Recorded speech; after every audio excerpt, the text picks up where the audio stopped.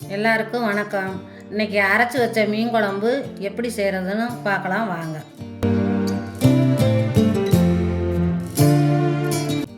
இப்போ மீன் குழம்புக்கு தேவையான மசாலா அரைக்க போகிறோம். சட்டி நல்லா காஞ்சதும் கொஞ்சமாக எண்ணெய் ஊற்றிக்கோங்க.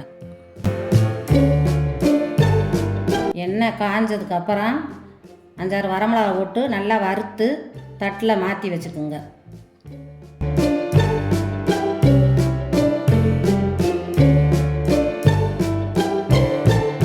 ரெண்டு ஸ்பூன் மல்லி எடுத்து நல்லா வறுத்து அதையும் தட்டில் போட்டு வச்சுக்கோங்க. அதுக்கப்புறம் சீரகம், சோம்பு, கடலைப்பருப்பு, மிளகு எல்லாத்தையும் போட்டு நல்லா வறுத்து அதையும் தனியாக எடுத்து வச்சுக்கோங்க.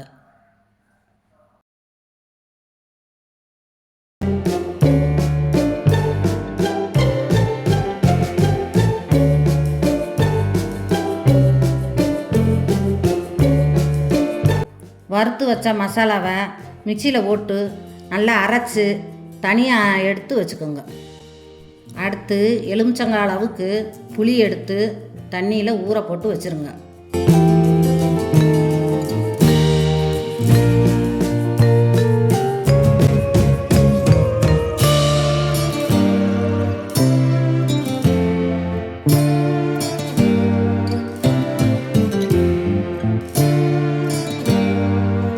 சட்டி காஞ்சதும் தேவையான அளவு எண்ணெயை ஊற்றி சின்ன வெங்காயத்தை போட்டு வதக்குங்க.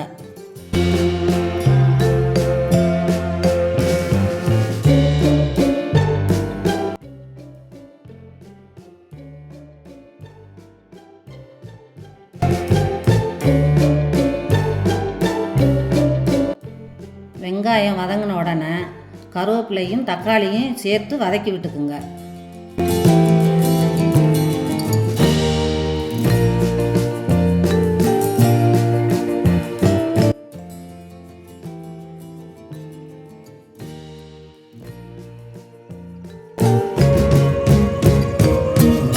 இப்போ வதக்கி வச்ச வெங்காயம் தக்காளியை மிக்சியில் போட்டு அரைச்சி தனியாக எடுத்து வச்சுக்கோங்க.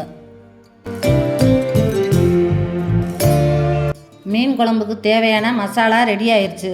வாங்க மீன் குழம்பு வைக்கலாம். சட்டி காஞ்சதும் தேவையான அளவு நல்லெண்ணெய் ஊற்றுங்க.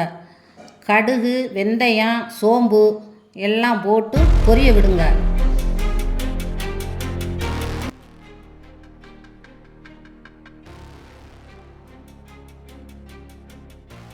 கடுகு, வெந்தயம் நல்லா பொரிஞ்ச பிறகு வெங்காயத்தை போட்டு நல்லா பொன்னிறமாக வதக்குங்க.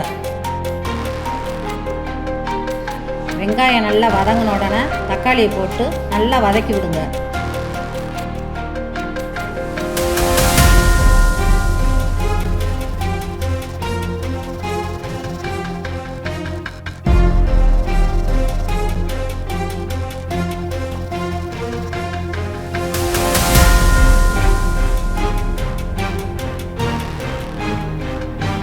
வெங்காயம் தக்காளி வதங்கின உடனே தேவையான அளவு உப்பு சேர்த்துக்குங்க.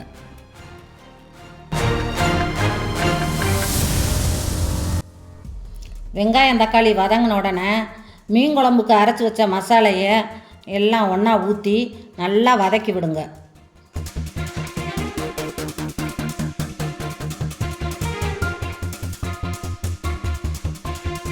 கரைச்சி வச்சுருக்கிற புளியை வதக்கின மசாலாவோட ஊற்றுங்க.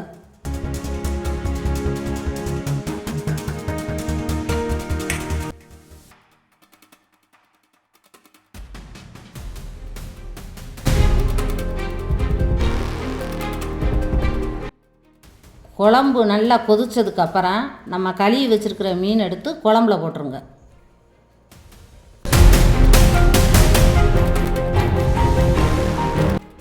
குழம்பு கொதிச்சதுக்கப்புறம் இறக்க போகிற நேரத்தில் அரைச்சி வச்சுருக்கிற தேங்காயை ஊற்றிக்கலாம்.